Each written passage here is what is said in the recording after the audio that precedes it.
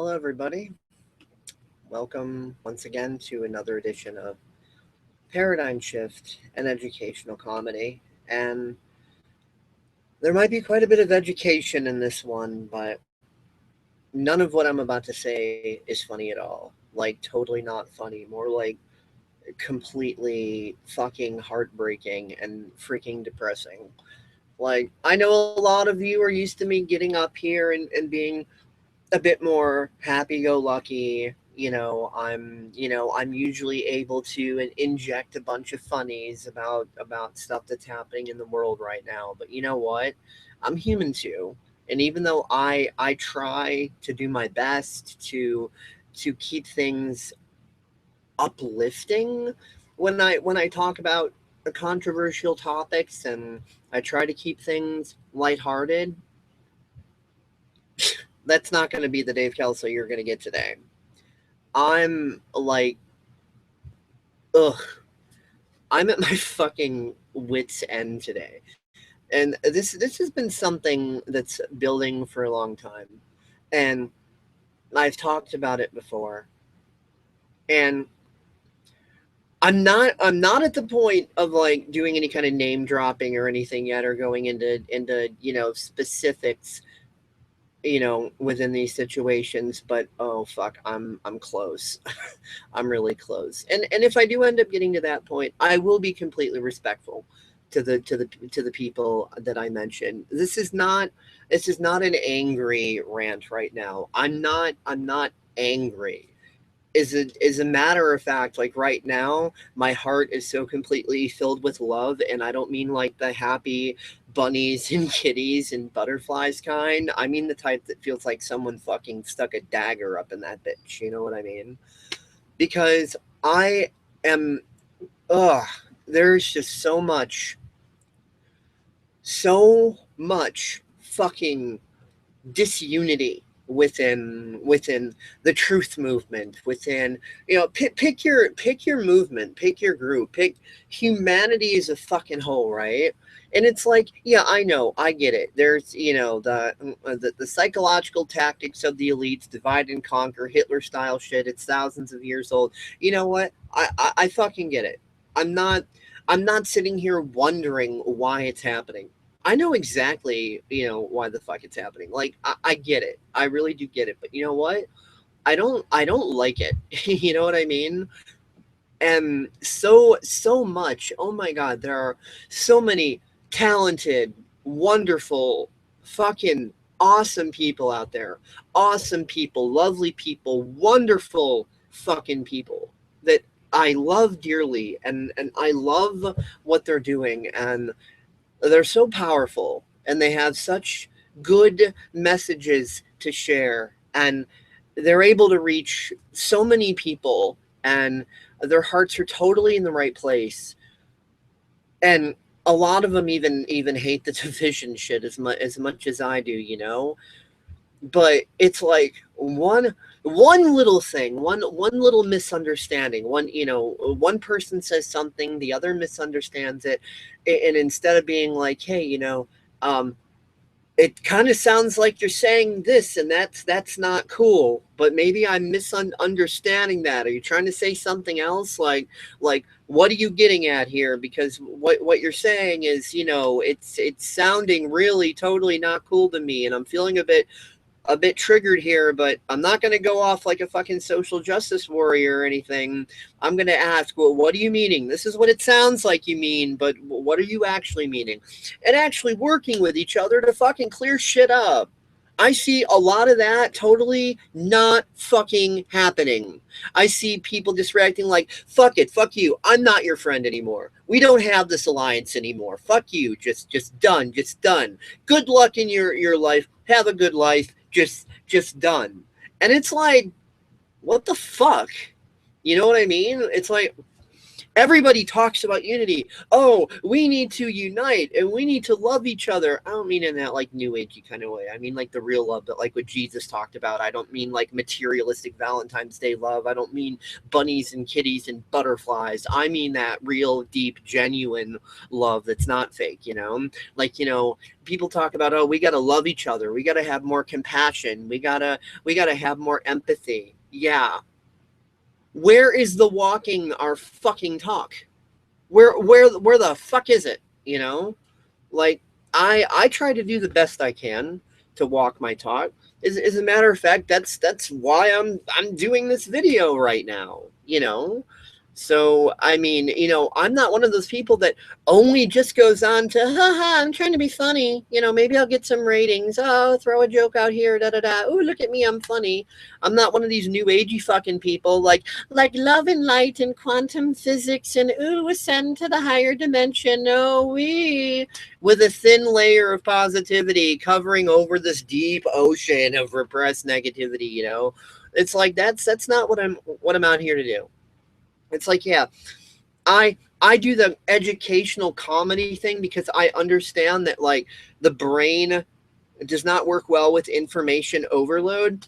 And, you know, in the past, I've noticed that, like, when people go around screaming, like Alex Jones, death to the New World Order, and oh, yeah, FEMA camps, and, you know, it's like, okay, fine. All that information is well and important to get out there and whatever, but you know what? When you've got people that are, like, just starting to wake up and shit, scaring the fuck out of them, like putting a 3-year-old in a cage with a lion is not the way to empower that fucking 3-year-old. You know what I mean? You got to kind of start where they are and try to be a bit lighthearted about it and build slowly into the facts at a pace they can understand and a pace that they can adapt to and a pace that is not going to push them further into having low self-esteem and being completely depressed and being completely repressed. I mean, you know, our little fucking Wall Street overlords here that control the media, why do you think they push fear so much, you know? Well, guess what? The whole fear factor, that shit isn't simply just about, you know, false flag attacks and genocide and this and that and blah blah blah and all the debates about stupid bullshit in the news media. That's not the only fear factor that's used. As a matter of fact, one of the biggest fear factors that's used, I think, even bigger than any of the shit you could see in the media, any of the false flags they could pull, any of that sort of stuff. I think the biggest, hugest fear factor is within movements like the truth movement and things like that. Because, you know, people want to talk all about the information. That's all well and fine, and the elites know this. But, you know, we are like triggered little fucking children over the tiniest little things.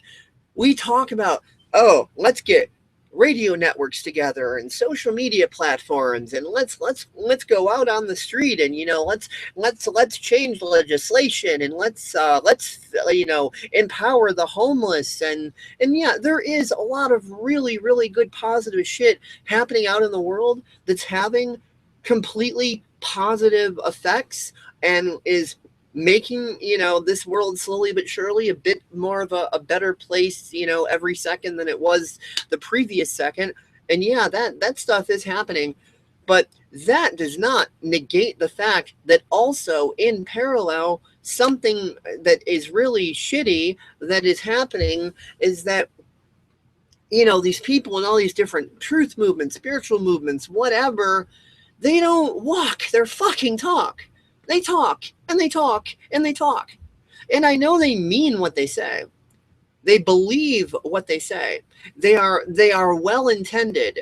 In their heart of hearts, they are honestly doing their best to try to create that positive change and trying to bring humanity together in unity and all of this. I have no doubt in my mind that they are trying their best. But you know what? Anakin Skywalker was trying his fucking best too, okay? Anakin Skywalker loved the Republic and loved freedom and loved the Jedi, and he also loved Padme Amidala, right? And he wanted to save her.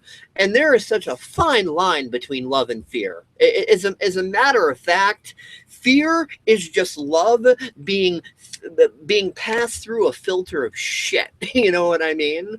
It really is. Like when you love someone and you feel that they're in danger, doesn't that invoke a fear reaction?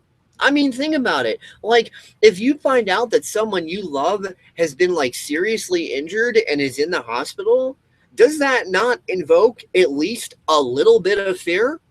Why does it invoke that fear? Because you love them. If you heard that Henry Kissinger was critically injured in the hospital, would you care? No, you'd probably be throwing a fucking party. If you heard Obama fell down a flight of fucking stairs, would you be like, "Oh my God, that poor man," and you know, have this fear invoked reaction, like, "Oh my God, I'm so worried about Obama"? No, you'd probably be like laughing your ass off, like, "Ha, retard fell down the fucking stairs. Serves them right, executive order." Fucking HR fucking 347 whatever, no free speech zones. Yeah, I hope he falls down another flight of stairs, that bastard. You know, of course you're not going to be shedding a tear for any of these freaking psychopaths. Of course not.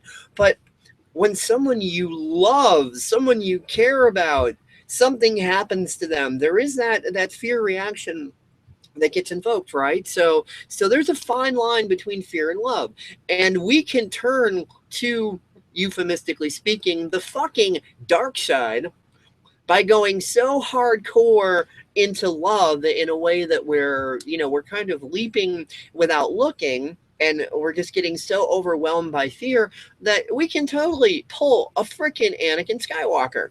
And there are so many Anakin Skywalkers in the truth movement, in the New Age movement, within Christianity, within Islam, within Buddhism, I mean, pick your fucking group, LGBT, whatever.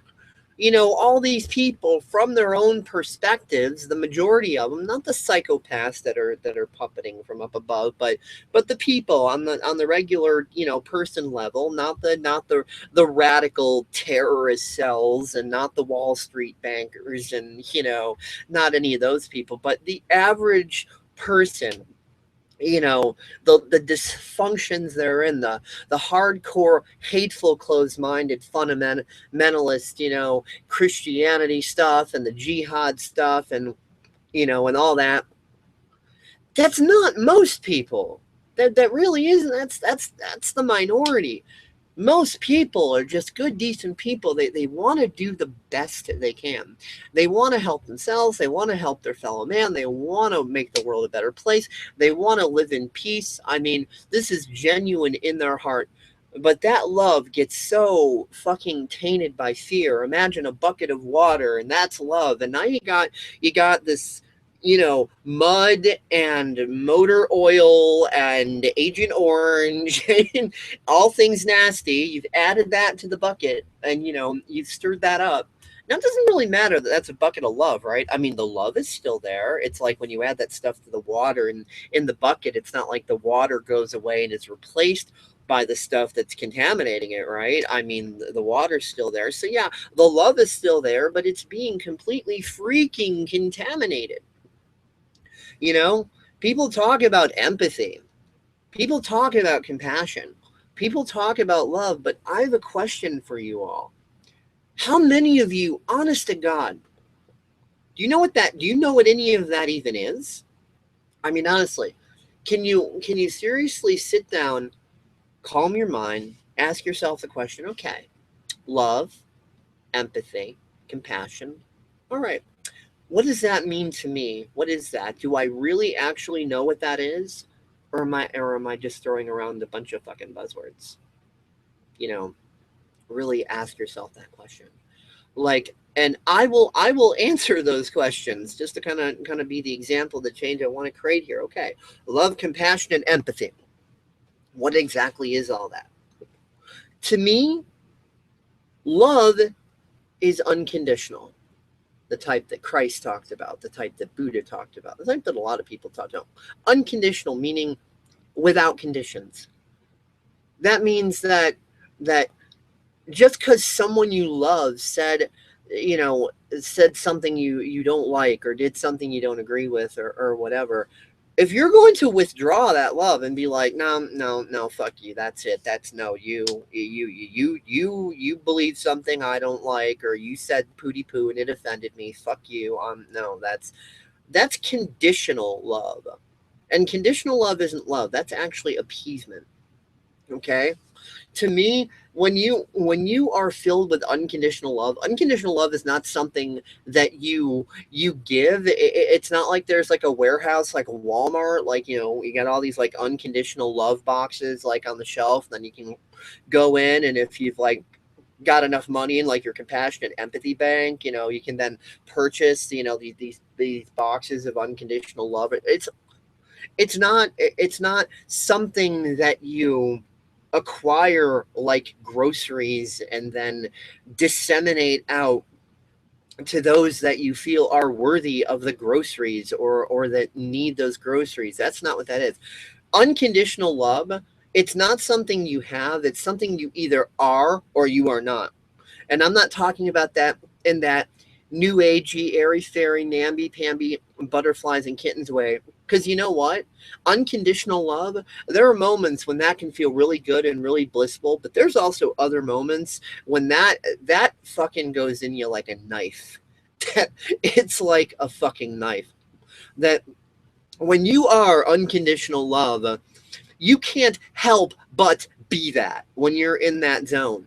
So that means when someone you're loving unconditionally hurts you, it's like, okay, hopefully you might have enough, discipline and logic and calm and patience in your headspace to be able to calm down a bit and ask, okay, how am I going to deal with that situation calmly and rationally and logically, instead of going off all half cocked like a fucking social justice warrior and, making a bad things worse. You might be able to be all calm and reasonable about it within that unconditional love space mixed with patience and all that, but it still sucks. I guarantee you, it's still that dagger. It feels like that dagger is going into your freaking heart. And like you're walking around, chained to massive fucking lead weights. You know what I mean? Unconditional love is not always butterflies and kitties and rainbows. And you know what? Sometimes it is, but there's other times when it feels more like a dagger going through your heart and someone is fucking twisting that shit. That's unconditional love too, my friends. It's not all bunnies, kitties, and fucking rainbows. And it's not a negative thing to admit that. And it's not a namby-pamby, new agey, false thing to admit that sometimes, yeah, unconditional love is bunnies and kitties and rainbows and all that. Sometimes it is, but you know what? Sometimes it's not. Sometimes it really, really sucks. It really does. And then you unconditionally love so much that you're willing to face that. You know what I mean? You're willing to deal with that, and you're looking at it like, all right, I'm going to be strong. I'm going to get through this, and I'm going to use this as an opportunity to create positive change. And while you're taking that opportunity and you're creating your positive change, it still sucks. And it still feels like shit. And it still hurts. And it's still a dagger going right in. While you're taking that opportunity to create that positive change, while you're creating that positive change, it's still a freaking dagger going in while you're doing that. And people, they like to try to avoid the pain of that. We've been taught to be pussies, and I don't mean the cat kind. I don't mean kitty cats. I mean cowards. We're taught to run away from anything that might be the slightest bit painful. Well, you know what? Pain's a natural part of life. It's not a bad thing. Suffering is what's not natural. Suffering is when you negative feedback loop in that pain so much, and you keep it inside of you like a cancer, and you try to repress it, and it's eating you from the inside out. That's what's not natural. That's that's what we've got as a result of our complacency and our acquiescence, as we have, psychopaths running the world that are creating these legislations that we mistakenly call laws. And yeah. Okay, so moving on to empathy. What do I feel that empathy is? Well, of course, empathy ties into unconditional love, but it's that it's that aspect to where, even if you've never, like, directly literally experienced what the other person is experiencing, you can still empathize. Like, I can feel empathy for, the children in Gaza Strip, for the Jews and all these other people that were in the concentration camps, for all these atrocities that have been committed against people. I can feel that empathy, that just that I've never been in a concentration camp. Like, I've gone through a lot of shit in my life, but I've never been in a concentration camp. I don't know what that's like. I've never freaking been hiding in a basement during the frickin' Blitz during World War II or whatever, where frickin' bombs are dropping everywhere and everybody's scared out of their mind and everything is being destroyed around them. I personally have never freaking experienced that. I've never experienced being in some place like the Gaza Strip, or some war-torn South American or African country where there's landmines buried everywhere and machine gun fire, and you don't know if you're going to be alive even in the next minute. I've never directly experienced that. I can't say that I personally can directly relate to that. I totally can't. I have no freaking clue what that shit's like, and I hope I never know, but my heart can go out to those people. I can empathize. I can I can feel their pain to the extent that my own experiences and intuition and discernment and whatever else can allow me to. I can't feel that as fully as them because I've never been there and I've never done that. And God willing, I hope I'm never, ever in that sort of a situation. But damn it, I can still empathize. And when you've got that unconditional love and that empathy, that moves into compassion. What is compassion? Compassion is, instead of being offended when someone else is suffering, instead of treating victims like criminals, and instead of, oh well, I'm in a bad mood, so I don't have fucking time to deal with someone else's problems, someone else's suffering, blah blah blah. That would be apathy, by the way. Compassion is when you feel for someone and you do what you can, however little or much that is. And also keep in mind what Jesus and others had said about, you can't take the speck out of someone else's eye with a big freaking plank in front of yours. Helping yourself first is not evil. It's not selfish. It's a simple matter that you can't share a plate of cookies if you have no plate of cookies. It's not selfish to get your plate of cookies first. And then once you have your plate of cookies, if you also have unconditional love and compassion and empathy, guess what? Now you can share that plate of cookies with people. And if you got all your ducks in a row so well and you're doing so well that you can get as many plate of cookies as you want, you got a whole lot of freaking cookies to share. And that only happened because you helped yourself first. And that's not a selfish freaking thing. If you are useless to yourself, what use are you gonna be to anybody else? So it is not selfish to help yourself first. So compassion. A lot of people think compassion is helping others at their own extent. Like, oh, I'm going to give you the shirt off my back. But then guess what? Now I'm going to freeze to death. So now I'm dead. So now I'm not going to be able to help anybody else because I'm fucking dead because I gave that person the shirt off my back. So now I have absolutely nothing to keep me warm. So now I'm fucking screwed. And that's why people are so afraid to help others. And when they help others, they feel this sense of like, okay, I helped them, so I should get something back from that. And they feel that because so often they won't help others by sharing the abundance of what they have. They don't share the surplus. They share literally all that they have. So then there's a lot of resentment and animosity and feeling like you've been backstabbed and screwed over when you help someone, but then you don't get back what you were expecting to get back. Like that other person might be in a really traumatized headspace, so they're probably maybe not going to be so quick to be like, oh my God, thank you, I love you, I really appreciate you, thank you for doing this to me, for me, and so on. They might actually be in a really ornery frickin' mood. They might be really rude to you and treat you really disrespectfully because they're at their wits' end. They've been so stressed and so traumatized, and they're not thinking straight. So they're at their wits' end. And even though in their heart of hearts they may very well appreciate what you just did for them, that doesn't change the fact that they're at their freaking wits' end.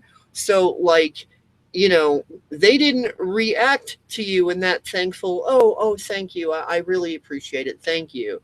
They acted maybe more like an asshole. They acted maybe completely unappreciative.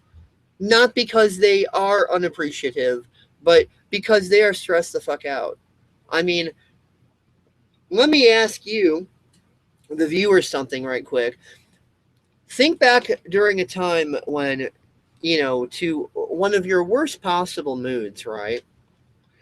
A time when you were just like, I've had enough. I've got all this stress and so many things bothering me, and you know, I'll just give some hypotheticals just to fill in the blank. Oh, my the girl of my dreams that I was in love with, she left me out of nowhere, and and and my sewer line broke, so now I can't flush the toilets because it'll flood poo into the basement, and there's a hole in my roofs, and it just started raining, and that's really bad, and there's only all I have left in the refrigerator is a 1 week old package of meat, and there's nothing left in there, and I'm not going to be getting to the store for another few days. And one of those days where it seems like if you didn't have any bad luck, you wouldn't have any luck at all. One of those days that so many things were just coming at you so much, and so many problems, and you were stressed and depressed and angry and sad and fearful. If someone came to you while you were in that, and I'm sure you've had times where somebody did come to you while you were in that, how did you react? Were you like, oh, hey there, lovely friend, not nice to see you, oh, you brought over a pizza, I have no food in my fridge, you brought over a pizza, how thoughtful, you're just the best? No, you'd probably instantly react with, what the fuck do you want? Why are you here? Can't you see that I'm going through shit? The fuck do you want? And because that's the mood you were in at the time. And it's not because you don't appreciate that person. It's not because you don't love that person. It's not because that you don't want that pizza that they just brought over, when all you've got in the refrigerator is just one little pack of old meat that's really not tasting all that great anyway, and you really do actually need some food right now. It's not that you're ungrateful or unappreciative, or that suddenly you've decided to just hate that friend or whatever. It's just because your mind at the time was so overloaded and so overstressed, and anybody approaching you at that time is going to get the machine gun fire, metaphorically speaking. They're going to get just completely freaking blasted by you because you're just totally at your wit's end, and so compassion is when you deal with those people in a loving way. That even though they're like, yeah, fuck you should have, how dare you,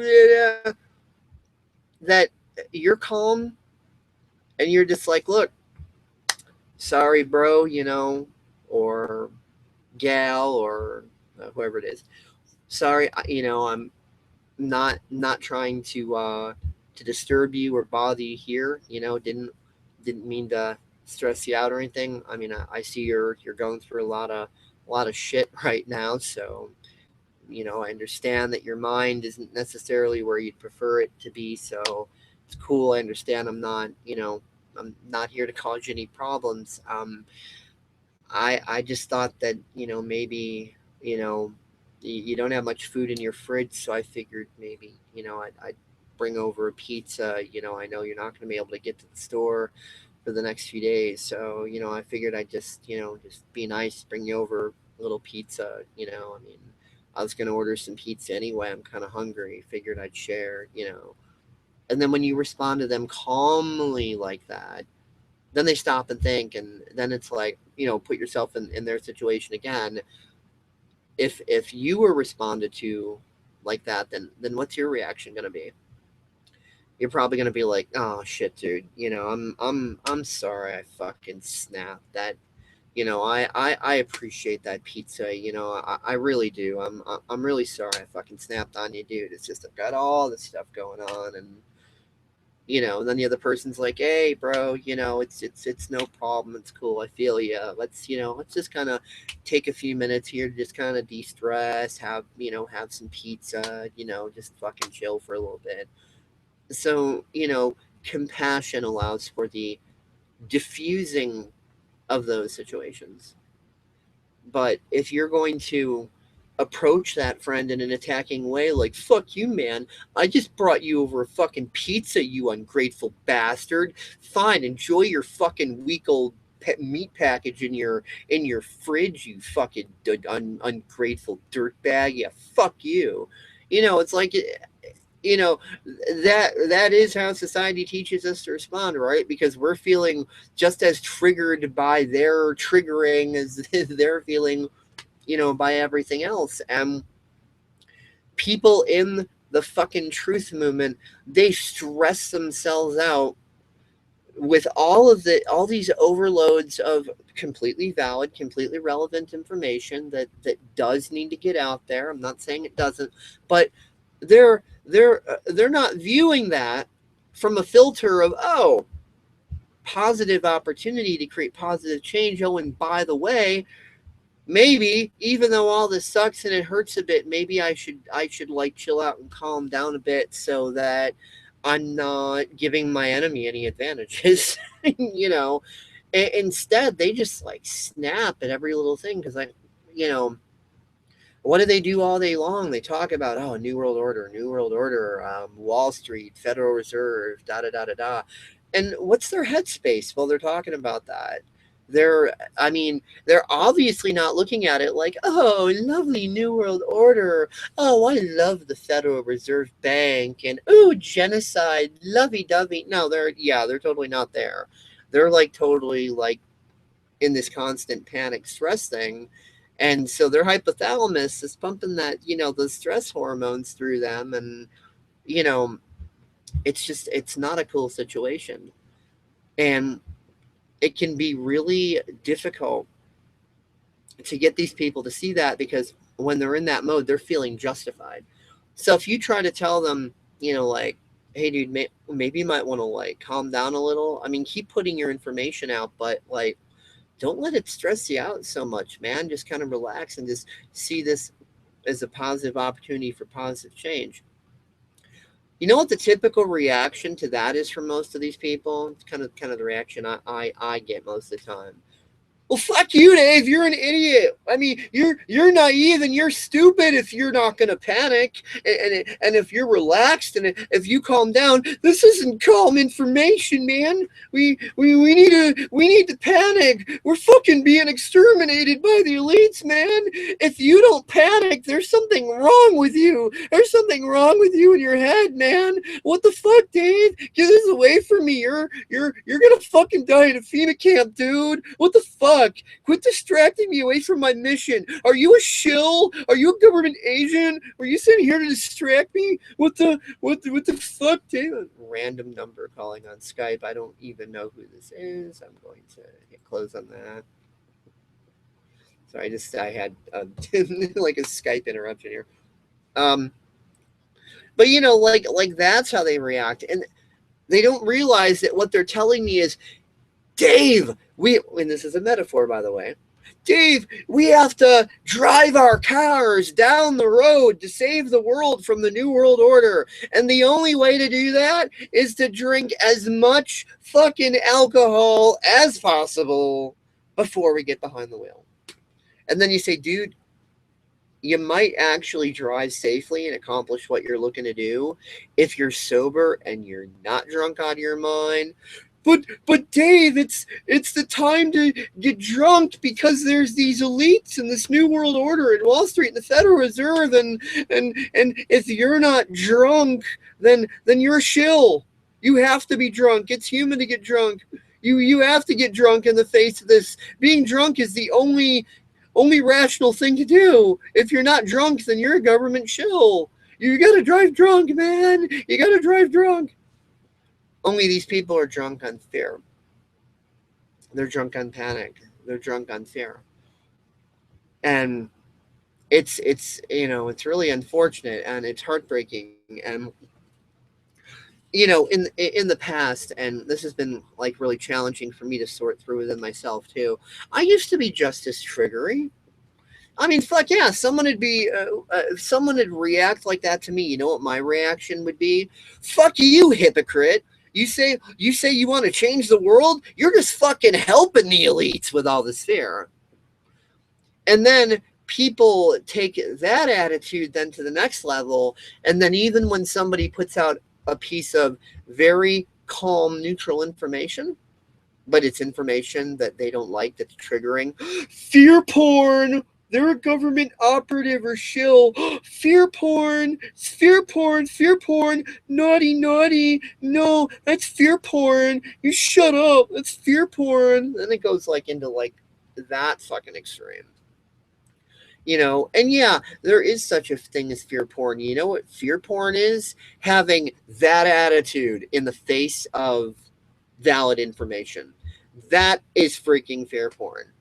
Oh, there's some genocide going on in Gaza. Fear porn, acting like that. That's the fucking fear porn right there. Just saying, oh, genocide going on in Gaza. That's not fear porn. That's just information. It's neutral. It's information. There's no such thing as good or bad information. It's information. It's freaking data. What you choose to do with that information can then be quote unquote good or bad.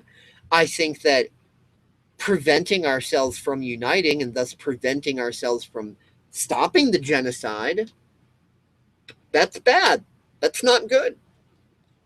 Good would be if we all calm the fuck down and use that information to figure out how to then stop the genocide. That would be good.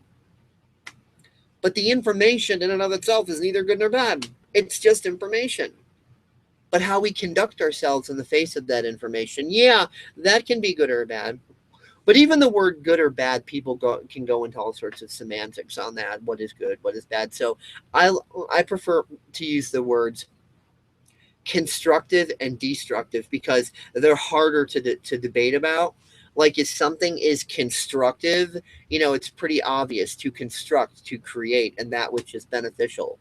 Destructive or to destroy, yeah, obviously if you fucking nuke the world, no one's gonna say, oh yeah, nuking the world, that's a great wonderful thing. Well, maybe if you're one of the top 1% psychopaths, you're probably gonna think it's a great wonderful thing. But if you're the rest of us, You're probably not going to think, oh yeah, that level of destruction is a good, wonderful thing. You'll be hard pressed to find people who are willing to debate with you and say, no, man, nuking the whole world with as many nukes as possible is a really good thing, man. Yeah, let's do that. No, it's not nuking the world that's negative, man. If you don't nuke the world, then that's just horrible. You're not going to get anybody freaking saying that. You'd be hard pressed. I mean, unless you're like maybe talking to freaking Kissinger or something, you're gonna be hard pressed to find anybody who's gonna say that. So people tend to be more clear on things when you use the terms constructive and destructive, as opposed to good and bad.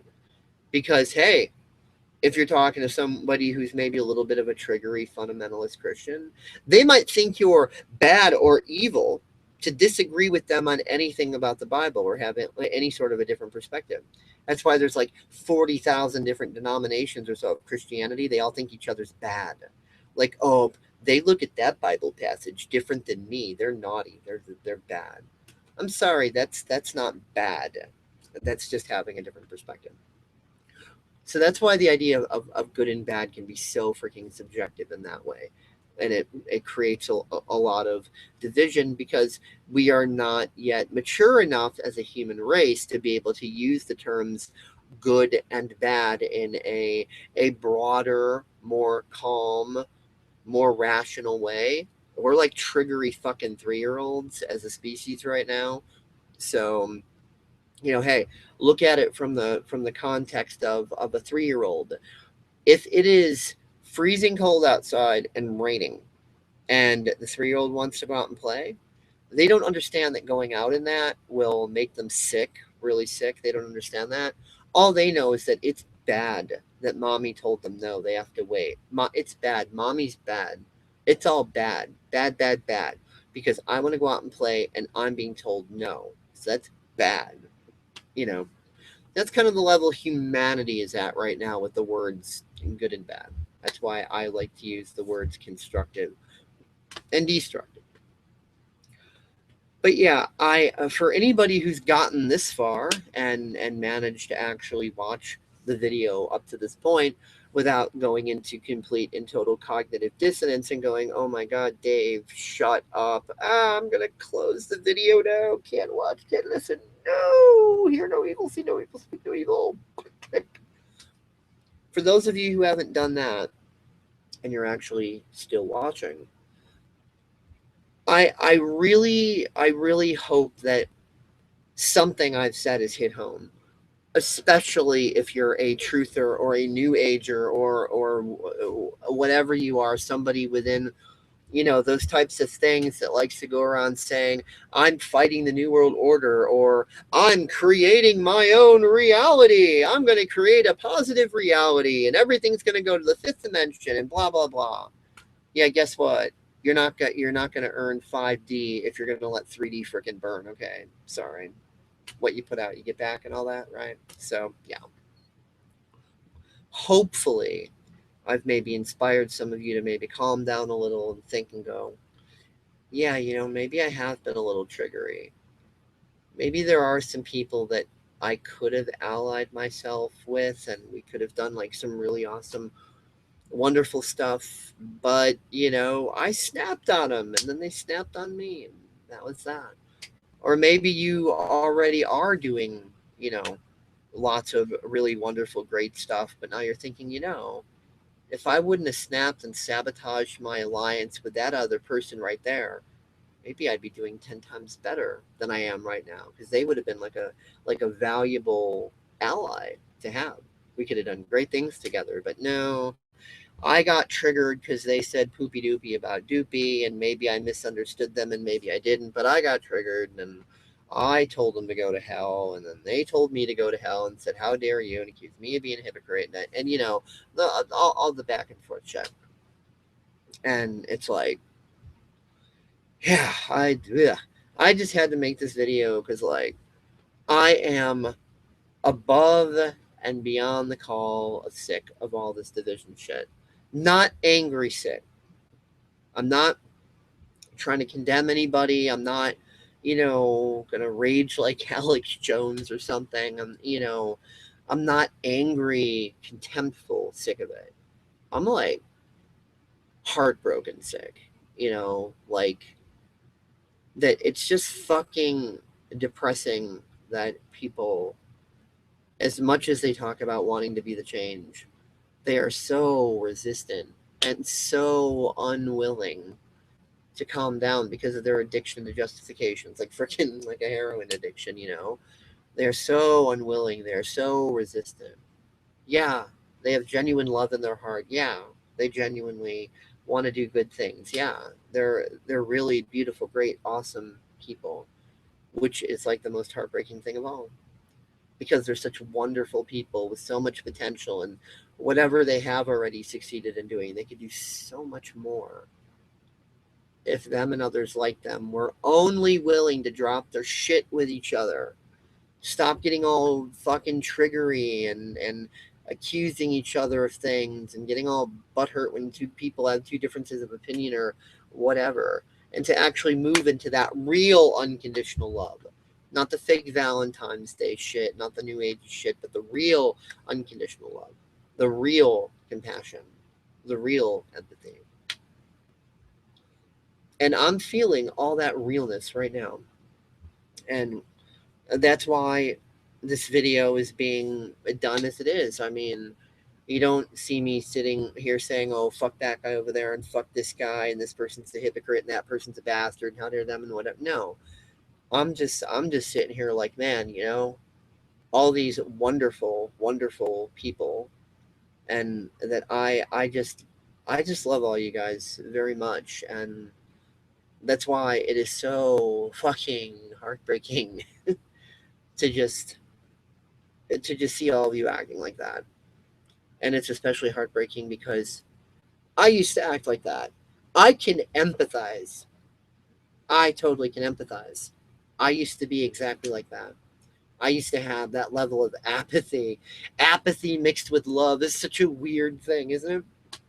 Um, Love, fear, apathy, like the positive and the negative coming together, but like not in that balanced way, more like in that explosive way. And I used to take everything so personally. I used to be like, "Oh, that guy must be a government shill," or "Oh, that guy's a hypocrite," or "Oh, that guy's only just trying to sell a book. They're all about money. They don't want to help anybody," or "Oh, that insert list of my own psychologically projected fucking reasons, right? And I'm not saying there aren't such things as government shills. I'm not saying there aren't such things as people just trying to do a book just to make money and they don't give a fuck about anybody. I'm not saying there aren't such things as that. There most certainly are. But the fact that there are, isn't that a great convenient excuse to use that as a psychological projection to put on all the people that aren't doing that?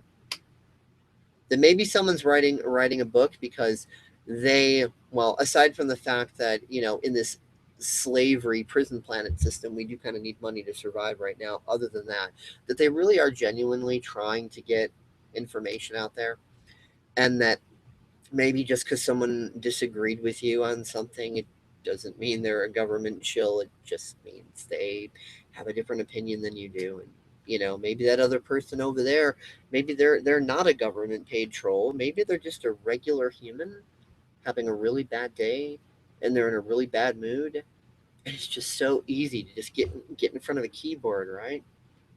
No video, no audio, just you and that keyboard. Text on that screen. Pick a target like it's a fucking video game. Fuck you! You can go with that all fucking day and vent your shit. And it's so easy to do because it's so easy to hide behind the keyboard. It's so easy to be so apathetic and so much like a psychopathic elite, to where you're just looking at people as numbers, as statistics, as text on a screen. Oh, what does it matter if I say do online? It's not real anyway. It's online. Well, yeah, actually, it is real. Who do you think's online? You're online. You're a real person, aren't you? Yeah, it's fucking real. Has real world consequences. The internet is an interface to real life, one of many.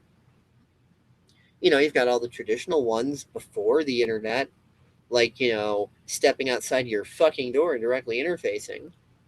And then, of course, you had radio shows and TV shows and things like that. And that was kind of a half duplex way of interfacing, but it's all still reality. It's all still human beings communicating points and interacting. So, like, the idea that, the separation between real life and the internet, like, that's fucking stupid. That is apathetic as shit.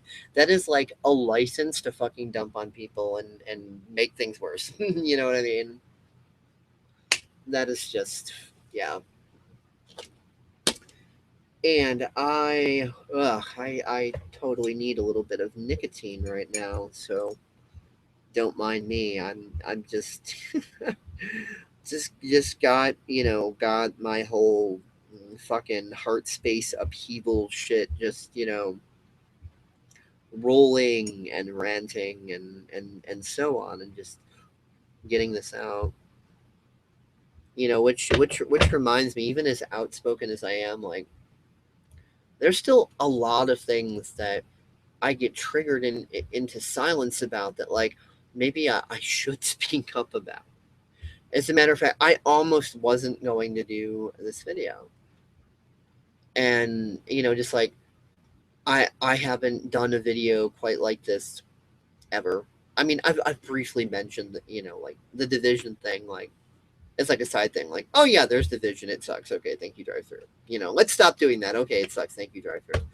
But that's just me being complacent and acquiescent and trying to ignore the problem and trying not to look inside myself and take responsibility and take ownership. And that's got to stop. I mean, there's a lot of things, and I made a journal about this not too long ago, a DeviantArt journal, to where, there's just a lot of things that I haven't been sharing that I think I should start. And there's a lot of things I haven't been saying that maybe I should start saying them. There's a lot of things that I haven't been doing that maybe I should start doing them. Because I'm sick of not saying them. I'm sick of not doing them.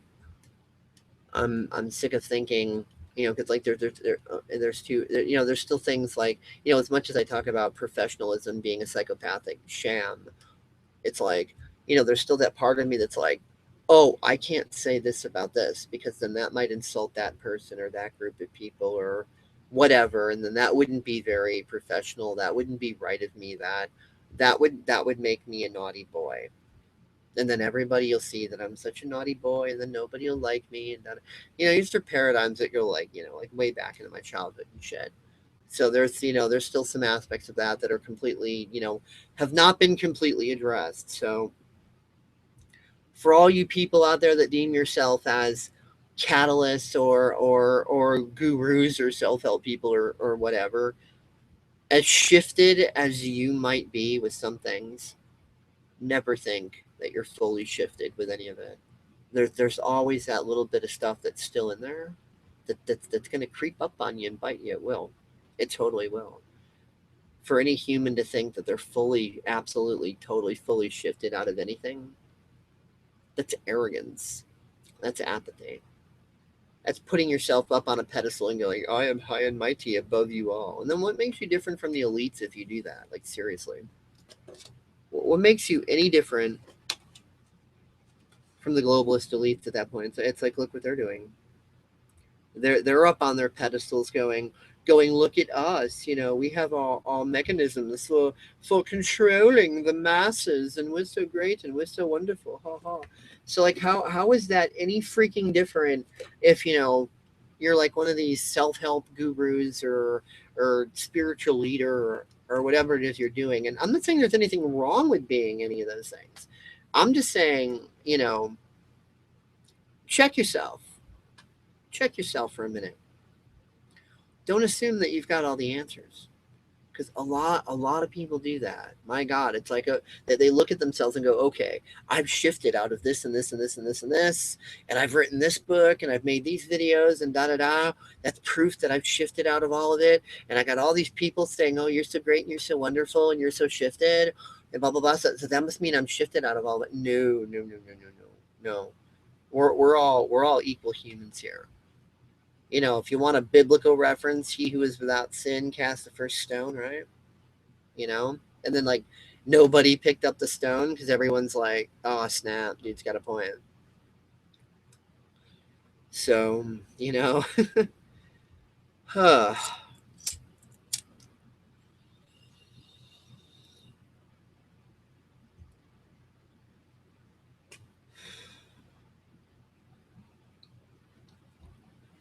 This is even normally the point where I might be like, yeah, sorry I'm ranting all over the place. Sorry my mind is a bit scattered right now. Sorry that I'm not being as articulate or funny or whatever as I could. When actually, you know what? I'm not sorry. I'm just human. Like, you know, it's stupid to expect myself to be completely, absolutely 100% with it. Like, you know, all the time, like, oh my god, I'm human, I'm not being as articulate as I could be at the moment, I'm not being quite as organized with my thoughts as I could be, and da da da, what else. It's like, yeah, it's because I'm human. Welcome to earth, you know, thank you, drive through. So yeah, I've got emotions rolling right now because I've been I've been seeing all this fucking division shit for so long, and like, I am fucking sick of it. And it's not an angry thing to say I'm sick of it. I'm not like raging like Alex Jones or some shit. It's not a negative or bad thing to be sick of it. Like, oh, shame on you, Dave, for being sick of it. That's not very positive. No, actually, I think it's not that very positive to pretend you're not sick of it. I think it's apathetic and acquiescent and complacent and just completely destructive to not look at that and go, wow, yeah, sick of that shit. That shit is disturbing and it's disgusting. And that can be said without judgment. You know, judgment is contempt. People tend to confuse judgment and discernment. You know, like the old saying, oh well, use good judgment. Good judgment is a fucking oxymoron. It really is.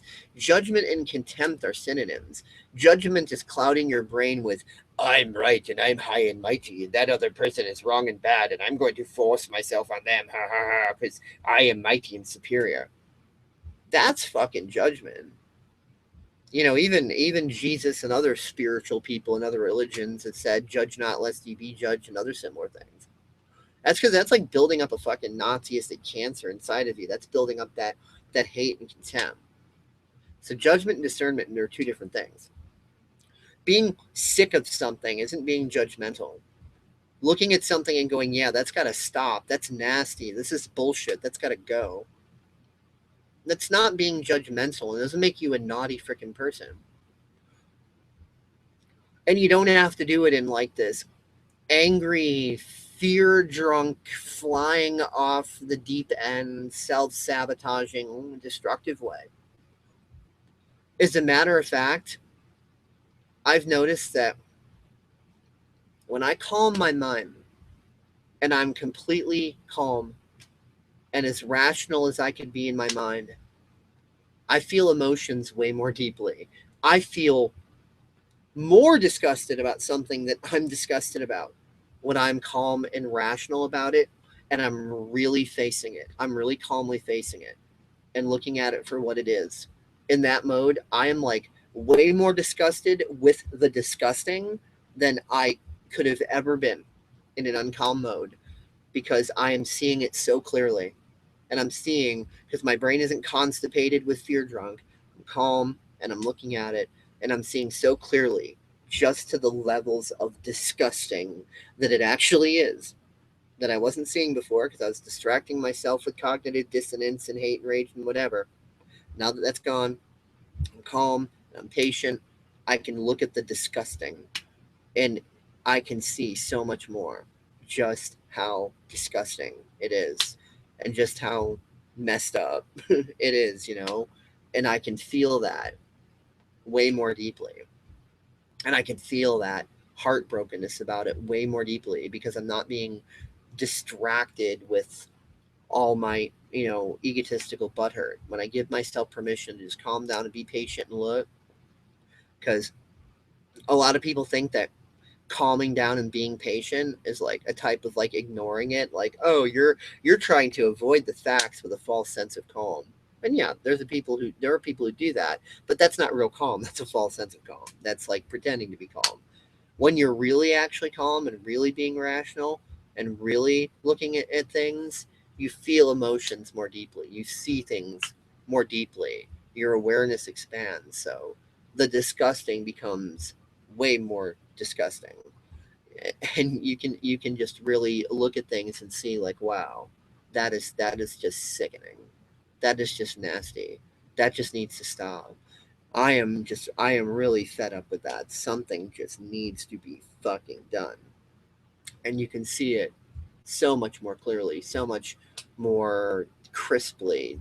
Feel it so much more deeply when you're calm because you don't have all this mental malware in the way. You've hit the pause button on it for a moment to be able to see that. You're just like, wow, now I can really see the depths of how disgusting that is. And I can really feel the depths of how absolutely sick and tired and fed up of that fucking bullshit that I am. And there's nothing wrong or negative or bad about that. Being able to see that, to feel that, that's not fear porn. It's not bad, it's not negative, it's not fear porn. It's no that's It's called being human. It's called having compassion. It's called having empathy. It's called having unconditional love. It's called, in the face of that disgustingness and your heart breaking, just being like, wow, we really need to do something about this. And being inspired, creatively inspired, and asking yourself, what can I do about this? Well, right now, all I can do about this is make this fucking video and hope anybody gives a shit. Right at the moment, that's what I can do about this. At the immediate moment, I can't think of anything else to do about it. That's what I can do about it right now. And I hope that these points hit home with some of you. I hope that it's inspired you to, calm the fuck down a bit more and be the change you want to create. And by the way, just so you know, calming down doesn't mean like sitting there in meditation, like, I'm calm. You can be like ranting a mile a minute and be in a state of calm. Those two things are not opposites, they're not contradictions.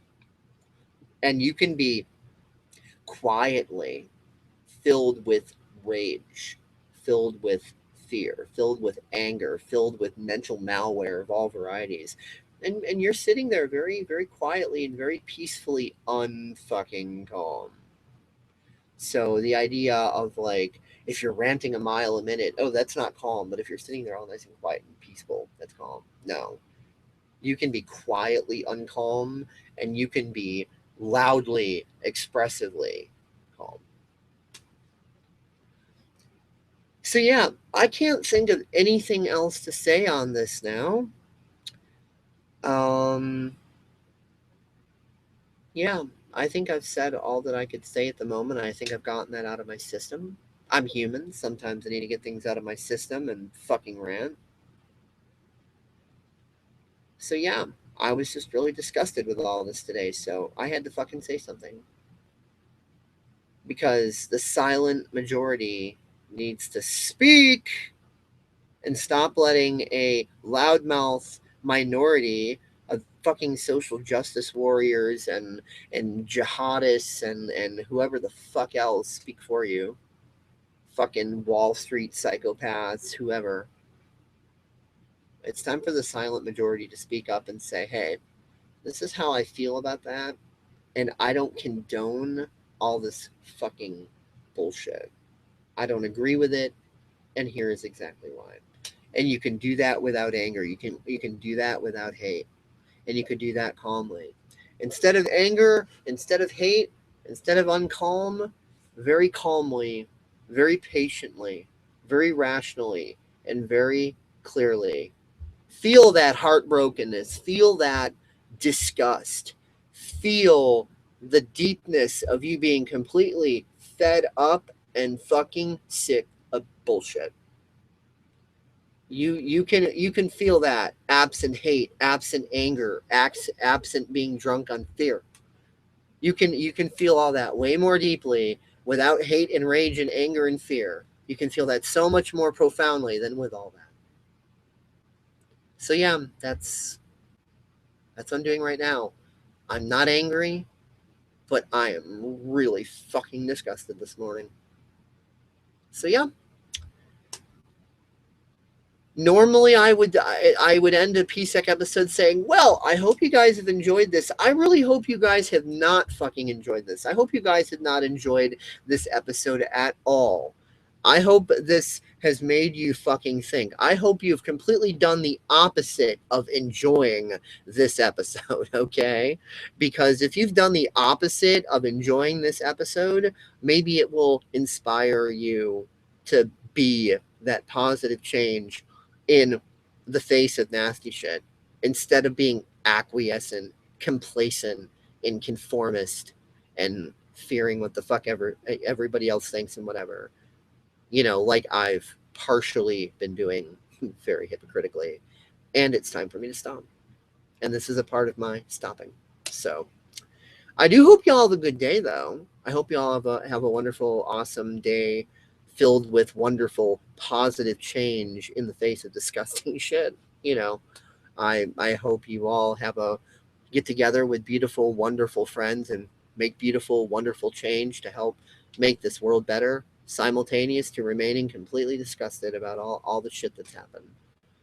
Because if we don't let ourselves feel disgusted, then how are we going to change anything? What's going to motivate us to do the good things in the face of the bad if we're not deeply feeling fucking disgusted about the bad? Am I just crazy? Or am I making sense? I'll leave that to you to discern.